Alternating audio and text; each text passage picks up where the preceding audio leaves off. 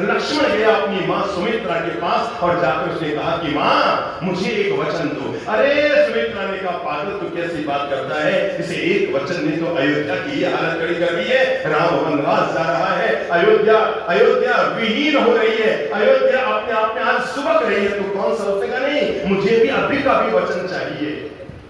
सुमित्रा ने कहा रे ये वचनों का कौन सा जंजाल रघुवंश में आया है, इन वचनों की चलते ये सब चक्कर पड़ गए हैं। उसने कहा मां अगर आपने मेरे वचन को अभी पूरा न किया तो मुझे जीवन भर पश्चाताप करना पड़ेगा। सुमित्रा ने कहा चल बेटे, कई एक वचन ने तो ये हालत कर दी रघुकुल की, तू भी मांग ले।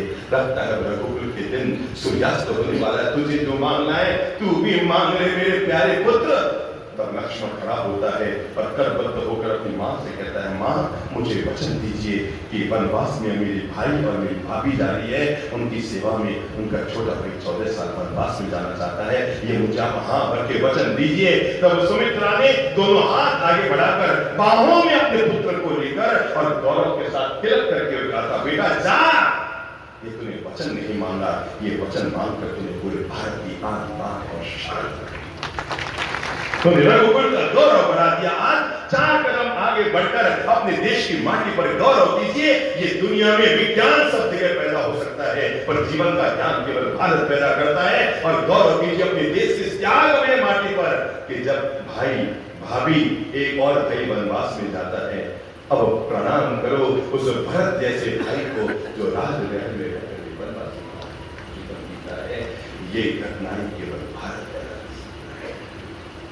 क्या आप सोच सकते हैं इस देश की जीव दया और अहिंसा की कल्पना कर सकते हैं कि जब एक कबूतर के जाल को बचाने के लिए एक राजा दिमाग में ये घटना केवल भारत में हो सकती है बस। इसलिए हम कहते हैं मेरे देश की धरती सोना उगले उगले हीरे मोती, ये हीरों को पैदा करते हमारे देश की माटी कि जब एक कबूतर की जान को बचाने के लिए राजा शिव और मेघर जैसे लोग अपनी झंडा का मांस काट कर दे देते हैं। इतना ही नहीं, घटना आगे बढ़ती है, कबूतर की जान को बचाने के लिए अपनी जान को न्यौछावर करने को तैयार हो जाते हैं। ये देश की माटी ने ऐसे कोहिनूरों को पैदा किया है जब अपने माता पिता नेत्रहीन माता पिता की इच्छा हो जाती है हमें तीर्थ की यात्रा करनी है, ये भारत ऐसे कोहिनूरों को पैदा करता है। तब श्रवण कुमार जैसी संतानें निकल कर आती है जो कंधे पर गंगा जल लेकर रामेश्वरम की यात्रा करने वाले तो करोड़ों लोग हुए, पर भारत सलाम करता है अपने उन सपूतों को कि जब कोई श्रवण कुमार जैसा बेटा निकल कर आता है और कंधे पर बोलो किसको किसको किसको कल्पना करो, एक बार दिमाग में लो 64 तीर्थों की यात्रा कराने के लिए अपने नेत्रहीन माँ बाप को अपने कंधे पर कावड़ में बैठाकर तीर्थ यात्रा के निकल जाता है। ये त्याग, ये वैराग, ये अनुकरण, ये उदाहरण हमारे देश की माटी के। इसलिए ये गीत गाया गया मेरे देश की धरती सोना उगले उगले हीरे। क्या कभी किसी ने सोचा कि कोई तीर्थंकर का अवतार जो धरती पर धरती का कल्याण करने के लिए आ रहा है, धरती में संन्यास और दीक्षा को लेने के लिए आ रहा है, मानवता का उद्धार करने के लिए आ रहा है, अहिंसा की स्थापना करने के लिए आ रहा है, वो स्वयं तीर्थंकर। दुनिया के इतिहास में ऐसी घटना कभी नहीं हुई। इसलिए मैंने कहा कि भारत केवल भारत है। क्यों? क्योंकि वो तीर्थंकर मां के पेट में रहते हुए संकल्प करते हैं। दुनिया के इतिहास में ऐसा संकल्प कभी नहीं हुआ होगा जो संकल्प वो तीर्थंकर अपनी मां के पेट में रहते हुए करते हैं कि जब तक मेरे माता पिता जीवित रहेंगे मैं संन्यास नहीं लूंगा, उनकी सेवा को ही जीवन का धर्म मानूंगा और उन्हीं को दुनिया में लोग भगवान भाभी। इसलिए मैंने कहा मेरे देश की धरती बोलो सोना उगले और उगले। ये देश छीन कर नहीं खाता, बांट कर खाता। शब्द को ध्यान से दीजिएगा, हमारा देश कभी भी पूरी दुनिया इस देश को लूटने के लिए आई होगी। इतिहास को याद करना, पूरी दुनिया इस देश को लूटने के लिए आई होगी। इस देश का एक भी राजा दुनिया को लूटने के लिए नहीं होगा। आज तक धरती के इतिहास में भारत का एक भी राजा दुनिया को लूटने के लिए नहीं गया, यहाँ तो सब बांट कर खाते हैं।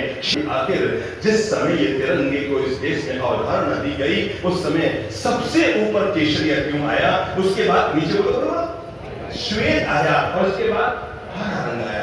आपको पता है ये तीन रंग किसके प्रतीक है? सबसे नीचा जो हरा रंग है वो हमारे देश की समृद्धि का प्रतीक है। उसके ऊपर कौन सा रंग है? श्वेत रंग है, वो हमारे देश की शांति का प्रतीक है। और उसके ऊपर क्या है? केसरिया रंग है, जो हमारे देश में त्याग का प्रतीक है। मैंने सोचा था कई बार कि आखिर इस देश के महान लोगों ने जब तिरंगे के रंगों का संधारण किया तो उस समय केसरिया को सबसे ऊपर क्यों रखा? इस देश की माटी के लोगों ने पूरी दुनिया को यह बताना चाहा था कि यह देश समृद्धि को नीचे रखता है। बोलो बोलो बोलो बोलो बोलो, त्याग को हमेशा ऊपर रखता है, इसलिए केसरिया रंग हमारे यहाँ ऊपर है, वो त्याग का प्रतीक है। और हरा रंग समृद्धि का प्रतीक है, वो सबसे नीचे है। इस देश की माटी ने हमेशा त्याग और वैराग्य से भरे हुए अपने जीवन के निर्णय दिए हैं। दुनिया में दो तरह की संस्कृतियां चलती रही, एक है खाओ पियो मौत उड़ाओ। क्या है? खाओ पियो मौत उड़ाओ। उनका चिंतन देखो, दो तरह के चिंतन इस देश में चलते रहे, एक है भोग का चिंतन, एक है योग का चिंतन। एक है वैभव का चिंतन, दूसरा है त्याग का चिंतन। और ये चिंतन ने ही कभी भोगों में जीने वाले भोगी लोगों को पैदा किया, और इस चिंतन ने ही कभी योग में जीने वाले अनुत्तर योगियों को पैदा किया। जिनका भोग का चिंतन है वो हर भोगों में आज खाया कल ये खाना है, कल खाया परसों ये खाना है, परसों खाया तरसों ये खाना है। और जिनका त्याग का चिंतन है, भोजन करते समय में भी ये चिंतन में चलेगा कि मैं अब इस आहार से अपने आप को कैसे और कम कर सकूं, मैं अपने इंद्रियों को कैसे और शांत कर सकूं, मैं भोजन की सामग्री को कैसे कम कर सकूं, मैं अपने आहार संज्ञा को कितने कम कर सकूं। मेरे भाई महात्मा गांधी रोज सुबह खजूर खाया करते थे, और खजूरों को भिगोने का काम सरदार वल्लभ भाई पटेल का, और उनका नियम था रोज 10 खजूर खाया करते। ध्यान से सुनना, कमर से भी कर दीजिए, कितने खजूर खाते रोज? कितने? बोलो बोलो, कितने? 10 खजूर खाया करते थे। एक दिन वल्लभ भाई पटेल के मन में आया, या गांधी जब बूढ़े हो गए, इसे कहते हैं त्याग का चिंतन। मैं आपको बता रहा हूं, पटेल साहब के मन में आया कि गांधी जी बूढ़े हो गए हैं, अब इतनी पतली काया में रोटी बोटी खा नहीं पाते, 10 खजूर छिलका उतारने के बाद बीज निकालने के बाद इतने से हो जाते हैं, प्याज ना आ जाए तो इनके पेट में क्या होता होगा। आज एक काम करता हूं, 15 हो देता हूं, थोड़ी शरीर में क्या रहेगी? ताकत रहेगी। अगले दिन छिलके उतार करके बीज निकाल करके एक प्याली में खजूर कितने से हो गए थे, एक प्याली में महात्मा गांधी के सामने सरदार वल्लभ भाई पटेल ने रखे, और गांधी जी आंख बंद करके खाए जा रहे थे, खाए जा रहे थे। उनको पता नहीं खाते आज कैसे, मतलब क्या है ज्यादा। उन्होंने कहा भाई पटेल क्या बात है, आज क्या ऐसा किसने भिगो? मैंने भिगो करूं तो ये खजूर थोड़े ज्यादा लग रहे हैं कि कुछ नहीं आप तो आरोप लो। मेरे मन में आया कि आप बूढ़े हो रहे हैं, शरीर साथ दे रहा है, मैंने 15 खजूर भिगो दिए। गांधी जी ने कहा भाई जब मैंने तुझे 10 का कहा हुआ है तो 15 क्यों भिगोए? तो पटेल जी ने कहा अब 10 और 15 में क्या फर्क पड़ता है? मैंने कहा 15 खा लेंगे, शरीर ताकत रहेगी, 10 और 15 में फर्क नहीं पड़ता। गांधी जी चुप रहे, चुपचाप खा लिए। जब रात होने को आई तो सरदार वल्लभ भाई पटेल को अपने पास बुलाया और बुलाकर कहा बेटा आज 5 खजूर भिगोना। सुन सुन सुन सुन, कौन सा चिंतन जिंदगी में कौन सा परिणाम देता है। तब उन्होंने कहा आज 5, और उन्होंने कहा क्या बात करते हैं 5 में क्या होगा? बेटा आज तुमने जीवन का ज्ञान मुझे दे दिया, आज मुझे जीवन का पता लग गया, जब 10 और 15 में कोई फर्क नहीं पड़ता है तो 5 और 10 में क्या होता है? आज से 5 कम। महात्मा गांधी श्रीलंका में इस समारोह में उनको मुख्य अतिथि बनाकर बुलाया गया।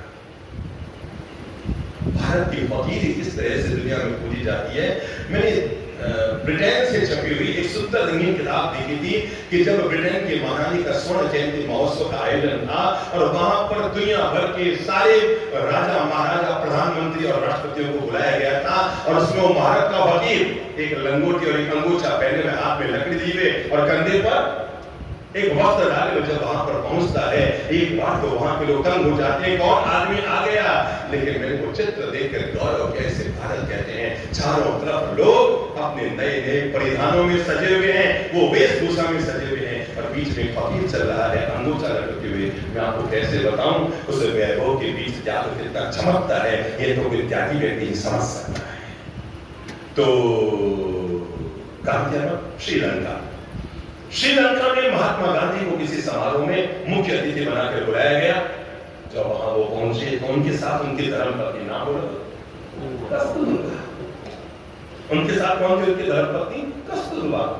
जैसे यहाँ ये पंडाल सजा हुआ है, हजारों लोग बैठे थे आपकी तरह ही, और मंच पर गांधी जी और वहां के श्रीलंका के जो प्रमुख लोग थे वो और उनकी धर्मपत्नी कस्तूरबा बैठे थे। जो संचालक खड़ा हुआ उसे थोड़ी थोड़ी हिंदी आती थी, तो उसने वहां पर उच्चारण किया कि आज हमारे गौरव की बात है कि भारत से महात्मा गांधी आए हैं। और उसने कस्तूरबा, बा का मतलब निकाल दिया मां, कहते हैं ना बा का मतलब गुजराती में बा को क्या कहते हैं? मां को बात कहते हैं। तो उसने कहा कि गौरव की बात है, आज महात्मा गांधी आए हैं और उनके साथ उनकी मां कस्तूरबा भी आई। भाई भूल, अब समझो जैसे अब ये हंसराज जी है कि वीरेंद्र जी है कि ये शैलेंद्र जी है, कोई यहाँ पर आया मंच पर बोलने के लिए। अब वो बोलते बोलते जीभ तो किसी की फिसल सकती है ना। दुनिया बड़ी गजब की होती है, 100 अच्छी बातें बोलो तो उसकी तारीफ हो या ना हो, पर एक गलत बात निकल जाए तो नाम हाका कर देता हो, यूं बोलियो, अरे यूं बोलियो, आप रोज अच्छी बात भी बोलते हो, वो तो सुनो। तो उसके मुंह से भूल से निकल गया क्या? क्या निकला? वो समझो हंसराज जी था, समझ लो। और भूल से निकल गया कि हमारे महात्मा गांधी और उनके साथ उनकी मां कस्तूरबा भी आई है। अब जैसे ही कहा कस्तूरबा उनकी मां आई है, तो जो लोग जानते थे उन्होंने आपस में एक धीरे धीरे कानाफूसी होते होते कहां तक चली गई? जो संयोजक था उनके पास चली गई। अरे गेल्ला, अरे पागल, ये इनकी मां नहीं इनकी पत्नी है। कैसे बताऊं इतिहास की वो घटना आप सब लोगों को महान प्रेरणा देने के लिए। तो वो संयोजक आता है और माइक हाथ में लेता है और गांधी जी के चरणों में गिरकर माफी मांगता है और हजारों लोगों से कहता है मुझसे भूल हो गई, आई एम सॉरी, मैंने बा का मतलब मां लगा दिया और मेरे मुंह से निकल गया कि कस्तूरबा उनकी मां आई है। ये मां नहीं उनकी पत्नी है। कैसे बताऊं आपको, महात्मा गांधी को सबसे एंड में बोलना था पर वो बीच में खड़े हो गए। संचालक को पकड़े खड़े हुए, हंसराज को क्या कहा तुम्हें? और ये कहते हुए उन्होंने माइक लिया और माइक लेके कहा, अगर किसी एक के मुंह से भी मेरी पत्नी के लिए मां का शब्द निकल गया है, आज मैं वादा करता हूं जिंदगी भर तक अब कस्तूरबा मेरी मां ही रहेगी। ये कौन, मैं आपको ये बात मैं ताली बजाने के लिए नहीं कह रहा हूं, मैं आपके चिंतन को मोड़ने के लिए कह रहा हूं कि ये निर्णय कौन कर सकता है जिसने जिंदगी भर तक त्याग का चिंतन किया हो, जिसने जिंदगी भर तक योग का चिंतन किया हो, जिसने जिंदगी भर तक मुक्ति का चिंतन किया हो। जो भोग के चिंतन में रहा वो पत्नी को क्या पड़ोसन में नजर आता है। जिसकी चिंतन ही यही है वो रहेगा पत्नी के पास, फिर भी दिमाग कहां उसका घूमता रहेगा, क्योंकि उसके चिंतन में भोग चल रहा है। जब चिंतन में वैभव और भोग चलता है तो व्यक्ति त्याग की जगह पर जाकर भी भोग के चिंतन करता है, और जब व्यक्ति के चिंतन में योग और त्याग और वैराग्य चलता है वो भोग की जगह पर जाकर भी वैराग्य को लेकर। आपको पता है हम लोग रोज जब मंगल पाठ बोलते हैं तो मंगलम भगवान वीरो आगे पिताओं को पैदा नहीं किया, लेकिन हमारे देश की माटी पर हमें गौरव है। ये वो देश की माटी है जिसने कभी राम की मर्यादा को जन्म लिया, ये वो देश की माटी है जिसने कभी कृष्ण के कर्म योग को पैदा किया, ये वो देश की माटी है जिसने कभी महावीर की अहिंसा को जन्म दिया है, और यही वो देश की माटी है जिसने बुद्ध की करुणा को जन्म दिया है। इसलिए हम कहते हैं ना, मेरे देश की धरती, बोलो सोना जन्मे मेरे देश की धरती, आगे सोना उगले उगले हीरे मोती मेरे देश की धरती। मैं कश्मीर से कन्याकुमारी तक पद यात्रा करके आया हूँगा। मैं एक एक खेत खलिहान में गया और जाकर खोजा मैंने, अरे कहाँ है मेरे देश के वो खेत जहाँ पर हीरे और मोती पैदा होते हैं। तो मुझे पता लगा इस देश ने महावीर और बुद्ध, राम और कृष्ण जैसे ऐसे कोहिनूरों को पैदा किया है जिनके सामने पूरी दुनिया नतमस्तक होती है। मेरे भाई, वैभव कितना भी महान क्यों न हो, पर त्याग से ज्यादा महान कभी नहीं हो सकता है। वैभव कितना भी ऊंचा क्यों न हो, पर त्याग ज्यादा ऊंचा होता है। समझो, दो लोग बैठे हैं, एक की थाली में 4 मिठाइयां हैं, 4 नमकीन है और 4 तरह की सब्जियां हैं, और दूसरा व्यक्ति उबला हुआ पानी लेकर बैठा है क्योंकि आज उसके उपवास है। तो आपको क्या लगेगा, आज उंगली का उदय किसके? जो माल को खा रहा है उसके है, या जो माल का त्याग कर रहा है उसके? बस सम्मान तो पा सकता है, पर महावीर का त्याग हमेशा श्रद्धा को पाया करता है। मैंने कहा था ना कि समझो, अभी आपको एकाएक सूचना आएगी कि यहाँ पर देश के जो अमीर परिवार है ना, जो 10-10 लाख करोड़ की संपत्ति के मालिक हैं, उनमें से किसी एक परिवार की धर्मपत्नी आज यहाँ आ रही है। आपको फोन आई समाज में कि साहब वो जो अमुक व्यक्ति है ना, समझ लो अडानी अंबानी कोई भी नाम ले लो, और उनकी धर्मपत्नी आज यहाँ पर समाज के समारोह में आ रही है। तय है ये जितने ट्रस्टी लोग हैं ना, ये सब के सब थोड़े दरवाजे पे भी जाएंगे, अरे साहब माला शौक करो, क्या पहनाते हैं यहाँ पर वो गले में, क्या है वो पढ़ना और अटरम पटरम घटम सब लेकर हम पर एक बात तय है, दुनिया के किसी भी अमीर की धर्मपत्नी यहाँ क्यों ना आ जाए, वो सम्मान तो पा सकती है। दूसरा विकल्प दे रहा हूं, क्या उस महिला को देखकर समझ लो वो गोरी गट है, समझ लो वो बहुत अमीर है, समझ लो वो चार्टर्ड विमान से उदयपुर आई है और पता लगा उसके लिए रॉयल कार पहले आई हुई है और वो समारोह में आ रही है। पर आप में से जरा हाथ खड़ा करो तो, ये मुंहपत्ती बांधी हुई सारी मैंने बताओ तो, क्या किसी के मन में एक सेकंड के लिए भी भाव आएगा कि अपन बोले तिखो तो आया इनाम, बोलने का मन आएगा? बोलो यस नो नो ना, पक्की बात। और ये जो मुंहपत्ती हाथ में बैठी है, उनके मन में आएगा कि इच्छा मी कमास मनो, आएगा मन में, आएगा। क्यों? क्योंकि अमीरी सम्मान तो पा सकती है, और श्रद्धा तो फकीरी को ही मिलती है। अमीरी सम्मान तो पा सकती है, पर श्रद्धा अगर पानी है तो फकीरों को मिलती है। इसलिए पता नहीं धरती के इतिहास में कितने गोरे गोरियां आए और मिट्टी में समा गए, कितने अमीर जाके आए और मिट्टी में समा गए, कितने राजा इस इतिहास में हमारे यहाँ पैदा हुए और मिट्टी में समा गए। पर जिन लोगों ने राज वैभव का त्याग किया और मुक्ति के मार्ग पर निकल पड़े, वे महावीर और बुद्ध जैसे महापुरुष, वे राम और कृष्ण जैसे महापुरुष आज भी मंदिरों में। इसलिए हमारे देश की मां ने आइंस्टाइन जैसे वैज्ञानिकों को पैदा नहीं किया, पर गौरव कीजिए हमारे देश की मां ने महावीर और बुद्ध जैसे महापुरुषों को पैदा किया है। और एक लाइन आज नोट कर लेना,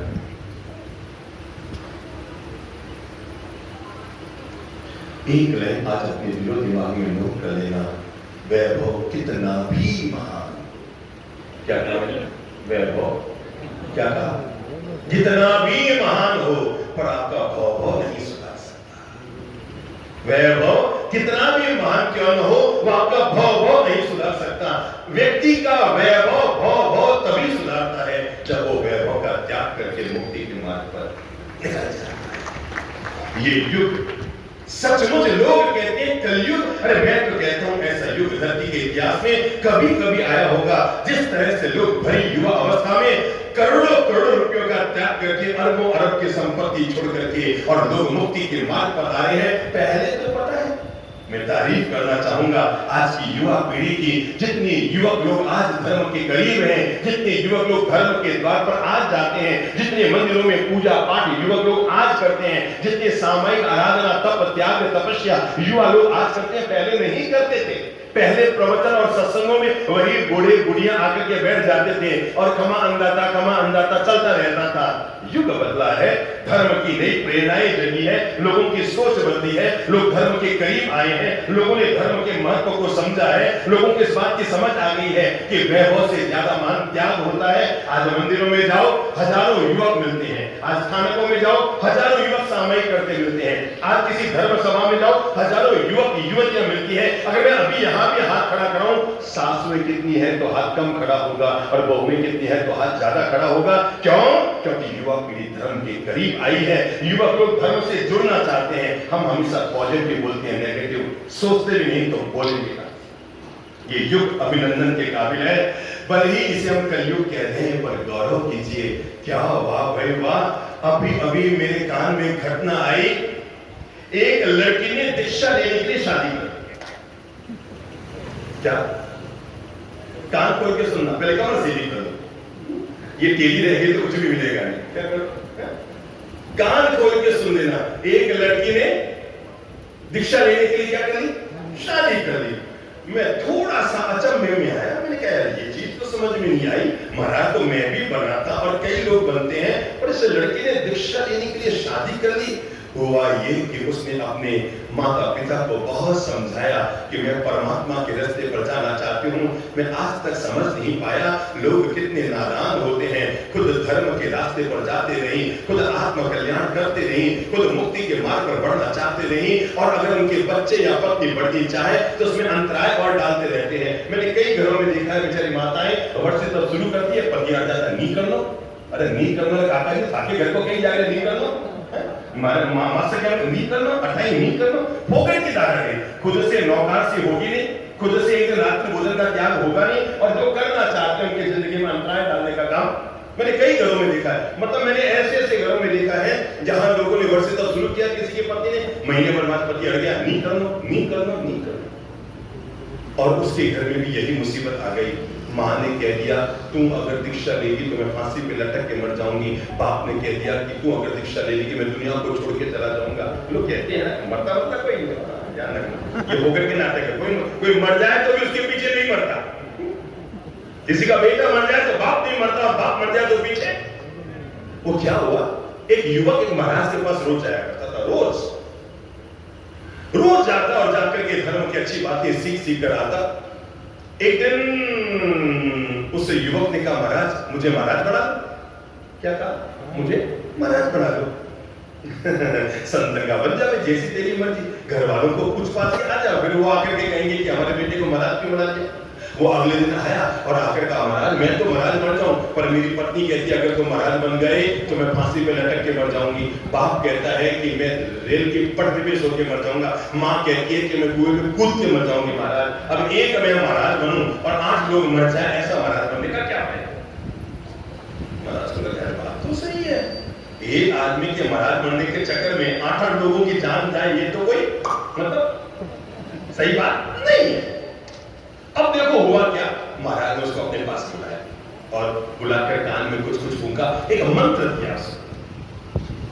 वो आदमी घर आया, युवक था, घर आया और आते ही धड़ाम फोन कर रहे लोग करते हुए, अरे वो चला गया, वो दुनिया से चला गया। अगले दिन सुबह 10 बजे ले जाने की तैयारी हुई, फटाफट 10 बजे उसको ले जाने की तैयारी हुई, फटाफट वो क्या नाम वो क्या कहते हैं वो क्या कहते हैं वो बांसुरी मंगाए गए और वो लिटाया गया, ऊपर एक कफन का कपड़ा और ऊपर से डोरियां बांध उनके सब तैयारी हो गई। अब तो बस ले जाने ही वाले थे, कितने वो महाराज आ गए। कौन? जिनके पास वो संत बनने वाला था। महाराज आए घर में, ओ महाराज प्रणाम, महाराज महाराज पधारो, बाप जी पधारो, बाप जी पधारे, बाप जी पधारे, बाप जी पधारे, पधारो बाप जी पधारो। अरे क्या हुआ? अरे बाप जी आपका चेला मर गया। मेरा चेला मर गया? ऐसे कैसे मर गया? अरे बाप जी पता नहीं, आपका दर्शन करके आया था और आते ये तो धड़ाम से गिर गया और 5 मिनट में उसके प्राणी निकल गए।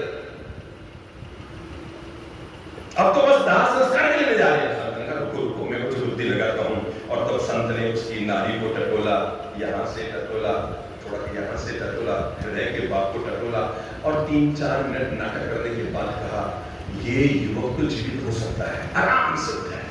मैं अभी मंत्र करता हूँ, ये युवक जीवित हो जाएगा। और लोगों ने कहा महाराज फिर देरी किस बात की है? माँ आई, पत्नी आई, बाप आए, परिवार के भाई सब आए, बात ही करो करो करो, इसको जिंदा कर दो। संत ने कहा ये जीवित तो हो जाएगा, पर आई हुई मौत खाली हाथ नहीं जाती।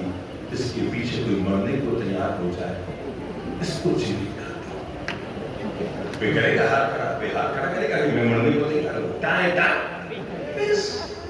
वो जो पत्नी यूं घूम रही तो रूम में बची, कि पकड़ना नहीं हमारा मुझे, वो तो सीधी बची और जाकर के यूं घूमने में आगे होने लग गई।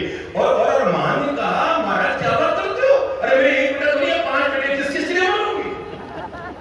देखते देखते देखते देखते भाई गायब, परिवार के लोग गायब, और जो बाहर से लोग आए थे ना दाह संस्कार के लिए, वो तो ऐसे भगे कि महाराज भूल से पकड़ ना ले मुझे, कि आजा तू आजा। देखते देखते पूरे आंगन में 2 लोग बचे। कौन कौन? कौन कौन? कौन कौन? सबकी हकीकतें बता रहा हूं मैं। ये कौन कौन? एक तो महाराज और दूसरा उनका चेला। महाराज ने एक जोर का चांटा टिकाया उस युवक के गाल पर कि वो तुम कहता था ना कि तुम महाराज बन जाएंगे तो लोग मर जाएंगे, तुम मर गया